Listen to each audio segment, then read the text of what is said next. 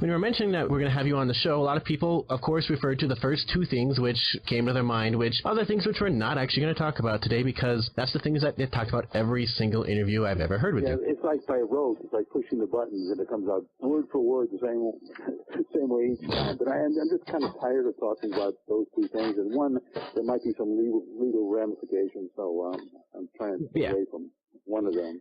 Well, the funny thing is, we said, well, he's done so much other stuff, and they're like, oh, really? Like what? So we showed them to your website and IMDb and Wikipedia, and they're like, wait, Spider-Man, Johnny Quest, DuckTales, G.I. Joe, Captain America, Tarzan, dinosaurs? Wait, dinosaurs? So many dinosaurs? And all of a sudden they all wanted to ask questions about dinosaurs. Okay. So, it's kind of fascinating. So, I guess I'm going to start with a listener question who, they just want to know, looking at your early films, you did a lot of stuff with Dracula and dinosaurs, and now a lot of the stuff you do is Dracula and dinosaurs. So I'm assuming you were a big fan of the black and white classic horror films growing up. I just forgot the name of the company that does them. Christopher Lee was in it. Universal Pictures and also the Hammer films. Yes. So were you fans of those growing up, and what drew you to make all these short Dracula horror dinosaur films? Well, you got to remember, for one thing, those were amateur movies, and I made those. I started out when I was 9 years old. I mean, so they're on IMDb, and whenever somebody puts something on IMDb, it's almost impossible to correct it if it's a mistake.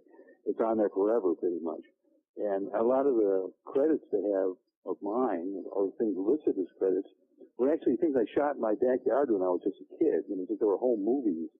But what attracted me to making those films, what started it out was, I saw The Beast from 20,000 Fathoms, the Ray Harryhausen film, when it first came out. And I wanted to be able to show that movie in my house, whenever I wanted to, because I loved that movie so much and made such an impact on me. And we happen to have a 16-millimeter movie camera and projector. It was things that the family owned, and we mostly showed movies of the family and whatever films you could get in those days that were professional films. And they were mostly from Castle Films, and they were mostly cartoons and westerns and jungle films and that kind of thing. But no monster movies, no horror films, no science fiction films. And I figured the only way I was going to be able to set up our screen and thread a film into the projector and watch a dinosaur moving around was by making it myself. And that's how that came about. It wasn't really that I wanted to make movies back then, because I wanted to show them, and you couldn't get them. So the only option I had was to make myself, and that was that first one made when I was 9 years old in 1953, called Diplodocus at Large, and it was just simply an Ollie the Dragon hand puppet attacking a Plasticville little village I set up in the backyard, and that's how it all started. And then after a while, I made a few of those things, the Frankensteins and the Draculas, and I realized that I really loved making movies, and that's when it all started to come together, the fact that that's really what I wanted to do, and it just evolved over the years, and now I still love those characters, and I love those monsters, and in fact, right now, I'm in post-production on a werewolf movie, and I'm in production on a Frankenstein movie. So, wow, old habits die hard, I guess. Yeah, if your original fandom, you're going to continue being a fan even when so many years later. So, how did working on those projects at home and doing all these home movies eventually lead you to working? You worked on a ton of TV shows. You started with some miniseries, I believe, in the 60s, and then you've done a lot of TV shorts and TV episodes. And so how did that lead you into writing for TV, or is there no correlation? Is there what was the transition there? Well, the transition, there actually is a transition. There is a going from step A to B to C. I started my writing career writing articles for monster magazines, and that kind of led to the comics when Jim Warren was doing Creepy and Eerie, and he was starting up with Vampirella, and Corey Ackerman was my agent at the time, and Corey was the editor of Famous Monsters of Filmland magazine, as you probably know, and Jim Warren, the publisher, was looking for some new writers, so Corey called me, said, "Do you want to write some comics?" I was a comic book fan, so I said, "Wow, this is something I really love to do." So I started writing comics, and that kind of led to writing comics for Marvel and DC, and Charlton and Gold Key and Red Circle and all the other companies. And then I was doing a lot of work for Marvel and Gold Key when a couple things happened almost simultaneously. The Gold Key books weren't selling, so they all got canceled. And then Roy Thomas, who was the editor of Marvel Comics and getting me a lot of work, retired from being the editor. He wanted to make movies. And Jim Shooter came in and took over and basically fired all of us on the West Coast. So all of us who were writers and artists living in California suddenly were out of a job. And so the next logical step was to pursue, well, hey, where are our talents needed here in Los Angeles area? And it was cartoons, TV cartoons. So we all graduated to writing cartoons, which was much better because they were easier to do and they paid better. And so it was actually a blessing in disguise getting canned from Marvel and the books getting canceled with Gold Key.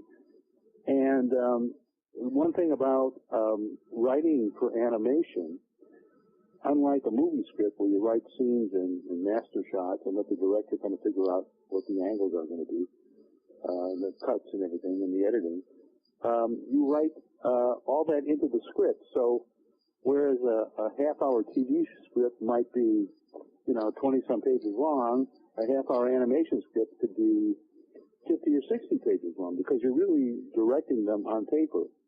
And that's how I learned how to direct. I learned how to write fast by writing comic books, and I learned how to direct on paper by writing those animation scripts. And then when the opportunity came, a lot of opportunities would come my way, and one of them was to do some directing. I had written and recorded and performed some songs, some dinosaur songs with Pete Von Schally, an artist friend of mine, and somebody wanted to make music videos out of those. He said, I'll put up the money for the recording sessions if I can have the opportunity to make these into videos. Well, I jumped at that chance, and what happened along the way was the director of the music videos flaked out, and they were going to pull the plug on the project. I said, hey, wait a minute. I got some of my own work invested in this, and I've written the scripts, and the songs are already recorded. I'll tell you what, give me a shot at directing it. If I screw up in some way, you can always pull the plug then, but at least give me a shot. I'll do it for free. And lo and behold, I realized that directing was easy. I had the experience from, as I said, directing the animation scripts on paper. I could think visually because of my comic book experience, and I learned how to basically direct on my own when I was making all those amateur movies. So it all came together, and the producer of the music video liked what I did. Then he got an opportunity to make a movie and wanted to know if I wanted to write and direct it, and that's what became Dinosaur Valley Girls, the first professional movie, and this one thing kind of led to another. So that's how it all came about. It all came about because I saw The Beach in 20,000 Fathoms, and I wanted to show it in my basement on my home movie screen, and you couldn't get it any films like that in those days. So I made it myself, and everything just kind of led to the next step. Wow. So so that explains why I watch a lot of cartoons, especially now that I have kids. A lot. And that explains why the writers... I apologize for warping your childhood in any way. Well, that just explains why the writer tends to get pretty high credit on when it comes to a cartoon versus the director. Like, you almost never care who directs the episode, but the writer is the one who tends to get the most attention. Those cartoons is mostly the director of the voiceover actors. And some of the cartoon shows I worked on, they went directly from my typewriter.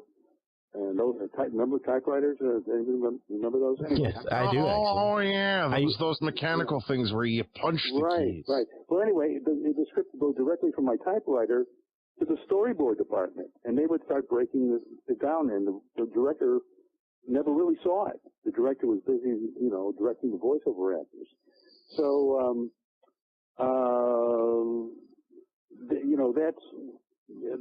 It's a whole different situation than, a live-action movie or TV show. So, for example, when you're writing, say, you've written a lot of, in several different Spider-Man shows. When you're writing a Spider-Man script, you have to envision how the shot's going to be, whether he's going to be swinging around, how it's going to be happening while you're writing it, so that when they animate it, so they can be animating it and recording it at the same time, and it all comes from your script instead of the director saying, do this, do that, right, do this. And you have to be conscious of what things you cannot do on animation because they require too much work and time. Having somebody open the door and walk through the doorway is a major undertaking. So we stayed away from certain things that would just be too complicated and maybe too expensive to do in the cartoon. But you learn all those things, and they just become second nature after a while. So I'm assuming early on when you were writing some of these scripts, I'm assuming you and other writers tend to make those errors early on, but you have someone who at least helps you early, and then you'll be able to function from there. Oh yeah, or not make the same mistakes. And then we had censorship problems and all kinds of things. I remember when I was working at Filmation, I was working on a show called Tarzan, Lord of the Jungle, and I pitched a story to them that they liked, and as I was walking out, they handed me two huge loose leaf binders, and they were just stacked, filled with pictures. And I said, "What are these?" And he said, the story editor told me, "This is the stock book." And I said, "Well, what do you mean?" He said, "Well, there's shots in here of Tarzan running, turning his head, raising his arms, swinging through the trees, close-ups of his feet. But we want you to put as many of these shots in your script as you possibly can, because that'll save us money. But don't indicate in the script that they're stock shots, because the network will then know that we're using stock shots, which they don't like." So I had to base my whole entire script around these existing shots. But you learn how to do those things, and after a while, you don't even think about it. Wow, that's kind of cool. So, did you have any particular, mentor or someone who helped you through when you first started that you still look up to, or at least helped inspire you to what you are now? Yeah, when I first started, I was working for Chuck Menzel and Len Jansen over at Filmation, and they taught me a lot about the ins and outs of writing animation. And I really owe those two guys a lot. In fact, the first TV show I ever wrote was a Shazam episode, which was live action. But they were the story editors on that. And they were really the ones who gave me my first assignment. Getting that first assignment is always the toughest. You walk into an animation studio or a film studio, and they say, "What are your credits?" And if you don't have any credits, you've got to get somebody who will open that door for you. And almost everybody who's in the entertainment business, movies and television, at least, is not, unless you were born into it, if your dad's name is Spielberg or something, then, that's one thing. But everybody else has to usually have someone who's already there, open the door and give them a helping hand. That's just the way the business works. So I'm going to go to some listener questions. First, actually, I work with I work at a mental hospital in a children's unit. And recently, we actually read the first couple Dinotopia books by James Gurney. Oh, I wrote one of those. Yeah. Yeah, and so they looked at your credits, and, they had a question about, what was, well, I'll read the exact question. They said, what was it like to write a Dinotopia book with James Gurney, books that are so made for the images and the illustrations, and did you get to work with him directly, and were you, what was it like writing Dinotopia? Dinotopia was not a fun project. I'll tell you why in a second. I'm a good friend of Jim Gurney. I've known him for many years, but we had no real contact while I was writing the story. The reason it was not fun was, so the Dinotopia stuff is very, very PC, very politically correct. If you read those stories, nobody drinks milk. There's one where they're explaining how they built a village out of trees, out of woods, but they didn't cut the trees down. The trees just happened to fall down in a hurricane or a windstorm or something.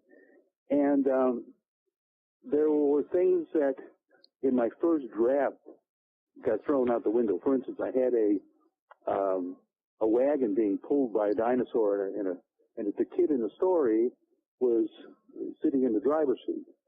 And I couldn't have any reins in his hands, anything to connect the kid with the dinosaur physically, because they would say then the dinosaur is subservient to the kid, you know. And as a joke, when I realized how PC these things were, and, you know, nobody was allowed to eat meat and all these things, and there was no real conflict in the story. That was very, very difficult. The Dinotopia books are beautiful to look at, but there really isn't any conflict. It's basically people having parades and art shows and, you know, like a travelogue more than a story. And so I had to figure out some way of doing conflict. And what the basic, I pitched the idea almost as a joke.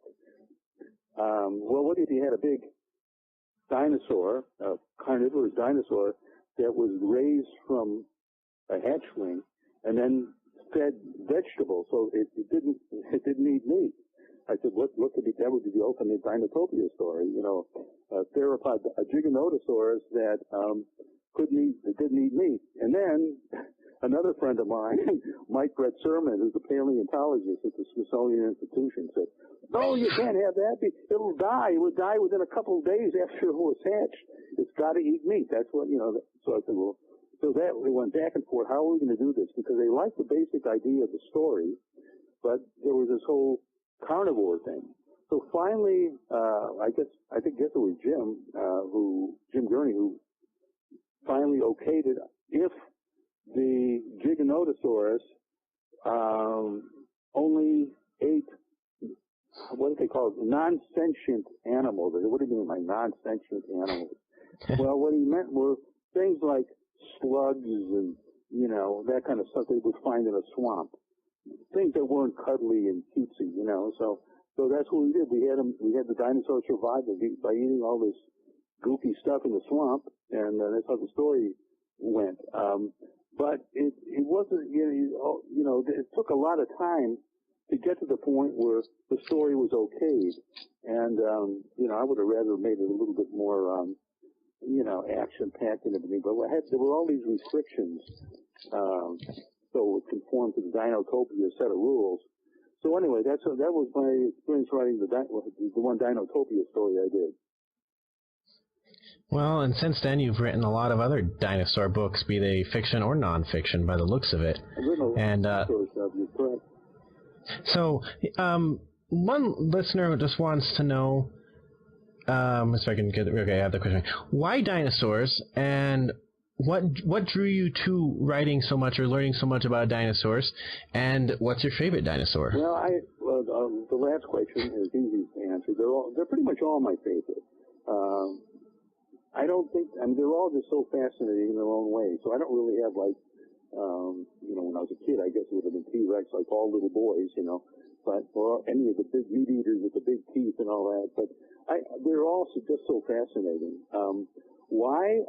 The reason I've written so much about dinosaurs and recorded songs about dinosaurs, made movies about dinosaurs, is just I just love dinosaurs, and I like to write about things that I like and that I'm interested in. So it's not just a job; it's like playing and getting paid for it, you know. And I've loved dinosaurs since I've been about 7 years old, and it's just a pleasure to write about something that you really care about and that you're interested in. It's as simple as that, really. And so that, you know, you mentioned how you make music about dinosaurs. You make rock music about dinosaurs. Yes. Yeah. Could you elaborate on what exactly this means to people who might not grasp the concept of rock music about dinosaurs? Well, rock, we're not talking about the rock that the dinosaur bones are preserved in. That was part of the idea. It was like a play on words. Got its own little interesting story. I was a friend of mine was doing a series of cable access TV shows, and he was doing one on comic books, and so I came down to watch him shoot, you know. And during the course of the show, I got the idea, hey, what about a cable access show about dinosaurs? It's never been done, and it could be a combination of science and fun. You know, we talk about movies, we talk about bones, you know, and you know, the whole thing was sort of coming together in my head. But on this comic book show, they had a really lame piece of music. And I said, but I don't want music like that. That's pretty terrible. And I used to be a rock musician for quite a few years. And, I had a reputation to live up to. And so I called up Pete Bonciali, and I said, look, we both have rock and roll careers, Why don't we come up with an original song for this TV show? So the TV show was called Dinosaur Tracks, based on dinosaur footprints and that kind of thing. Yeah. But tracks are also the cuts on an album, and I said, why don't we do a song called Dinosaur Tracks? And we'll have a double meaning. But I said, I don't want it to be a Barney kind of song. I don't want it to be some real rinky-dink kind of thing. I want it to be kind of something that an adult could play at a party and not be embarrassed. And so we did this Dinosaur Track song, and Pete had some, basic recording equipment in his house. And he said, this song is too good to just, do this at my house. So why don't we go into a real studio and record it? So we did that. And that's when Kevin Glover, who produced the music videos, came into the picture and said, hey, and he was also the producer of this cable access show.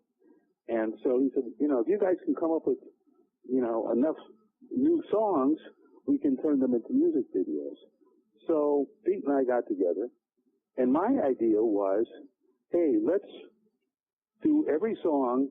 First of all, it'll be educational. It'll make at least 2 or 3 valid scientific points.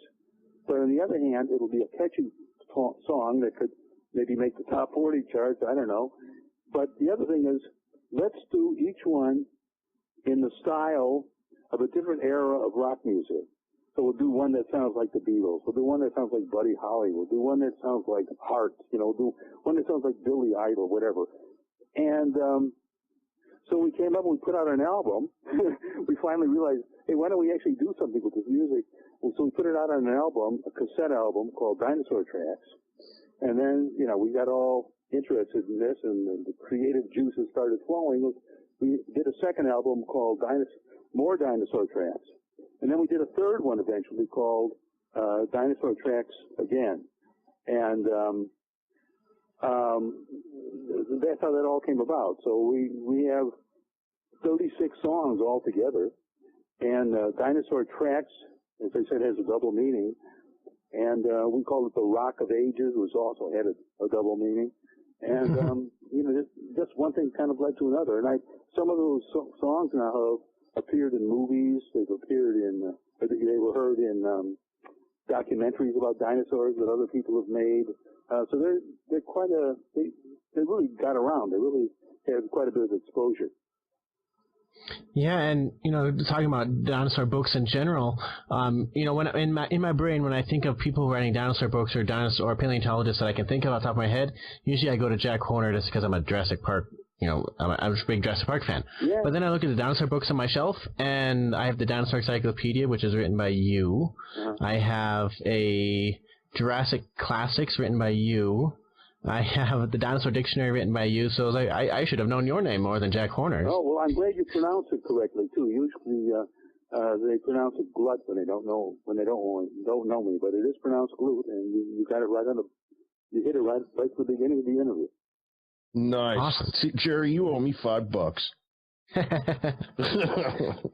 We actually, that's before we called, I was like, I wonder if it's Glut or Glut. And he says, probably Glut. And so we used I'm thinking it's Glut because it looks like you would say Glut.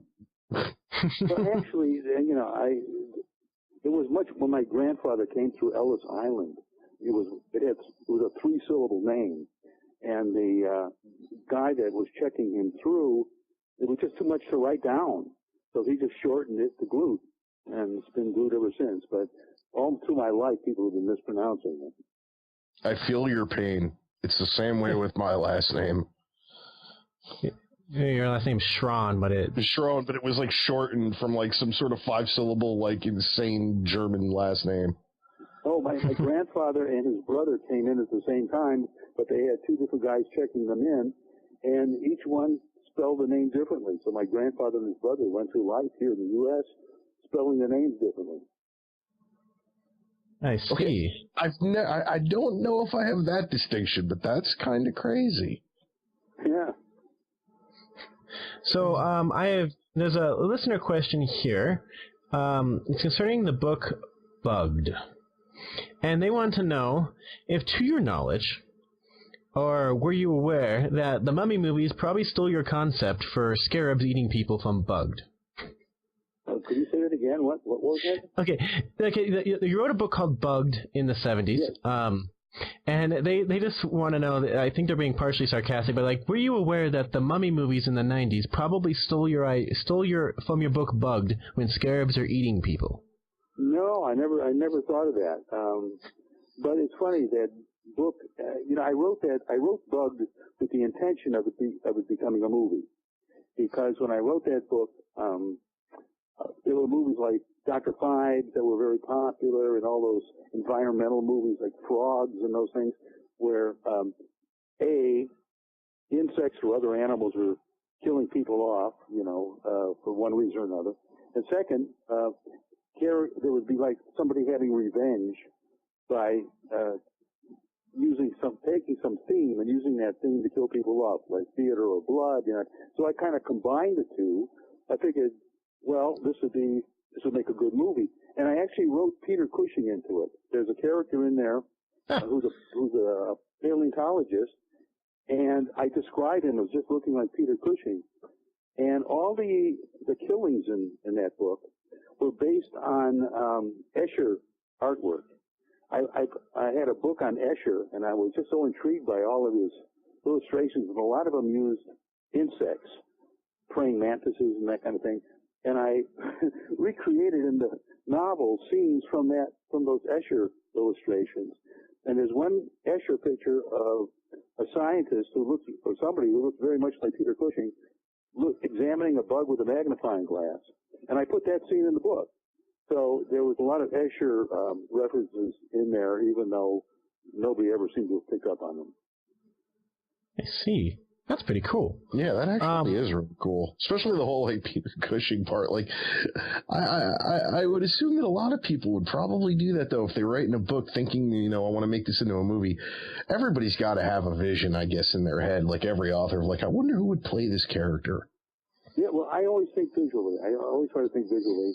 And I'm always thinking of a movie in mind. In fact, this Frankenstein movie I'm doing right now, called Tales of Frankenstein. It's an anthology. It's got 5 stories in it, and we've already shot one story and the wraparound that ties them all together. And I have a book called Tales of Frankenstein, which has about 25 short stories in it, all with the Frankenstein theme. And I took 5 of those stories that were most filmable, and I adapted them to scripts, and so that's what Tales of Frankenstein is. Each story takes place in a different country in a different time period. So we start off in 1887 in Bavaria, and then each one jumps ahead like 30 or 40 years. And each one is done in the style of that era. So one looks like a Hammer film, one's like a film noir, one's like, it just goes on. And we're having a great time doing it. Probably going to shoot the second story in March if all goes as planned. I'm just going to jump to a couple more listener questions before we run out of time. So this listener just wants to know, she is a aspiring writer and just wants to know, what are the differences between writing in a known franchise or known world, like you've done a lot of writing into other people's stuff, or writing original? Which do you find more difficult, or what are some tricks to be able to write in someone else's universe or a franchise? I don't think there's, I think I probably enjoy them both equally. When I was working at writing comics for Gold Key, some of those were my own original creations, like Dr. Spectre and Dagar and Trag and the Sky Gods and some of those things. But, and that was great because I could shape the universe myself, and do whatever I wanted. But it was also writing, like for Marvel, writing Captain America and some of those things. It was kind of a thrill for me writing Tarzan, because those are characters I grew up on. And to be able to take a character that you read as a kid and suddenly you're directing their lives was kind of a thrill also. So I don't think I have any real preference one way or the other. I'm writing these Frankenstein novels now, but it would be fun also to write some Universal Pictures version of the Frankenstein monster. That would be fun too. So I don't think there's any difference for me anyway. Okay. So, James, do you have a question to ask before I start asking the last couple? Well, actually, I did want to touch on one thing because, it was actually kind of cool how you were talking about, you like working, doing the Marvel stuff and then doing, everything, basically, finding fun and, all the different types of things that you get to write. But specifically, I wanted to touch on the What If series of Marvel books. Oh, that was fun. And yeah, what was that like, being able to take an established character and really doing an actual what if? Did you come up with the ideas yourself? Did they give them? Did they give it to you? Yeah, Roy Thomas gave me some of the ideas. He said, "Hey, I want to do a story where." He came up with the idea of doing a 1950s Avengers story, but then it was my job to figure out what the story was going to be and who the characters were going to be and that kind of thing. I think some of them were actually group efforts. The one where somebody else becomes Spider-Man or somebody else was bitten by the radioactive spider. I think that was a combination of Rick Holberg, me, and maybe Christy Mark. I think the three of us came up with the idea for that. So, but I just, I loved working with those original Marvel characters, and this gave me an opportunity to write a Spider-Man book or a Captain America book or, whoever it was. And I tried to make them follow the original storylines as much as possible. I know, later What If, they kind of just, some of them just seemed like original stories. They didn't really seem to have the thing where we actually went back to the original comic book stories and changed something. I had a great time writing those books. I loved writing What If. Very cool. The last story I wrote for Marvel Comics was a What If, and that was the Dr. Doom story. And that's when Jim Shooter came in, and that's when we all, got the boom. Yeah, because I won't lie, with those What Ifs, the early ones were always my favorites. I think mostly because of what you said of how, staying with, the original comic story and kind of, tweaking one thing, as a What If, as opposed to kind of going on this whole original concept. Yeah, well, I'm a traditionalist in many ways. I like things to be, to stay the way they were. I mean, I hate what they're doing now in the DC movies and the television shows where there's a whole different character, really, But I like the original concepts, which are usually the best, I think. Oh yeah, no, for sure. I feel you on that one though. It's I want my coffee black, dang it. So that actually leads me to the final listener question that we have. They said you've worked in tons of franchises, from Shazam to Land of the Lost to Spider-Man, Transformers, Tarzan, G.I. Joe, X-Men, and so on. Yeah. A lot of these franchises now are appearing on the big screen with movies. And they just want to know, as someone who's worked in these universes, what has been a high point for you seeing some of these stuff on the big screen, and what has been a low point, or if there are any high points? Well, the high points are, as a fan, just as a moviegoer, when I see the characters done the way I remember them, pretty much. I really like the Avengers movies, except I don't like the idea that, through half the movie they're running around without masks. To me, that's, if they're wearing a costume, but they leave the headpiece off, why are they even wearing the costume? Why don't they just become, Steve Rogers running around? And I don't like that. I hate what they're doing with Batman versus Superman. I don't like what they're doing on the TV shows. The DC, except that they are very popular. Nobody has the same objections I do. But so when they're done the way I remember the characters, I really enjoy that. I don't like them when they're so distorted that they might as well call the character something else, and have an original character. And I'm really, what I like about the Marvel, the Avengers movies too, is the character interactions and relationships. So the first Avengers movie where, Thor fights Iron Man, before they become friends, that's right out of the comic books. And I really like that sort of thing. I don't like, I'm just getting so tired of CGI effects, where they just assault you with CGI effects. That's what I didn't like. One of the things I didn't like about the second Avengers movie, where that whole opening battle sequence out in the snow, to me that looked like a cartoon. I mean, all the laws of physics were violated. I mean, things just don't move that fast, And I get really tired of that. But when they're done pretty traditionally, the characters look kind of like they do in the comics, then I like them a lot.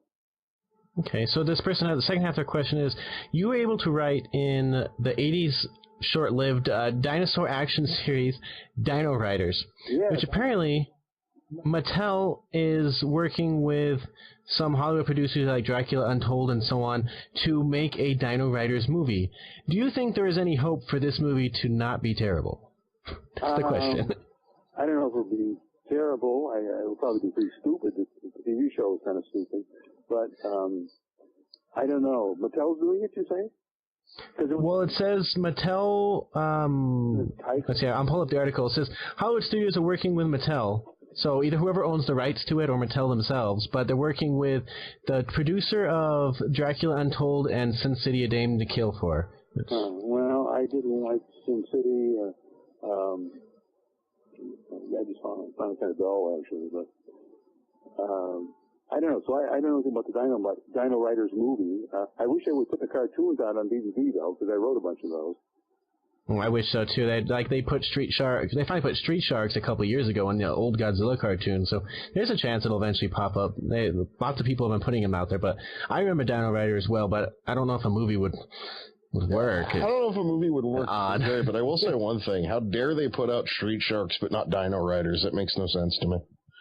Put out what? Street Sharks, the one with the rollerblading. Yeah, the one with the rollerblading and skateboarding shark manimorphs. It wasn't horrible, but Dino Riders was far superior when you thought about like things riding other things. You know, like Dino Riders was way better. Yeah, I wish they put out Spider-Man and His Amazing Friends. I wrote a bunch of those, and but for some reason there's some kind of rights issue or something. I don't know what the reason is, but. That was a popular show, and a lot more obscure shows out on DVD now, but not that. I have one question before I wrap this up. You got to write in some of the Solomon Kane comics and stuff. Yeah. Solomon Kane, of course, a Robert E. Howard character. Did you by chance see the movie for Solomon Kane that came out? I think it was a UK film. Came out a couple of years ago, but came out to theaters in the US about 2 years ago. Did you have a chance to see that movie? I don't remember if I saw that. I don't think I did. And I did not enjoy writing Solomon Kane at all, because I just didn't like the character. He was a Puritan. He was just too prudish for my taste. And I had to sort of get inside of his head to write those stories, the original stories anyway.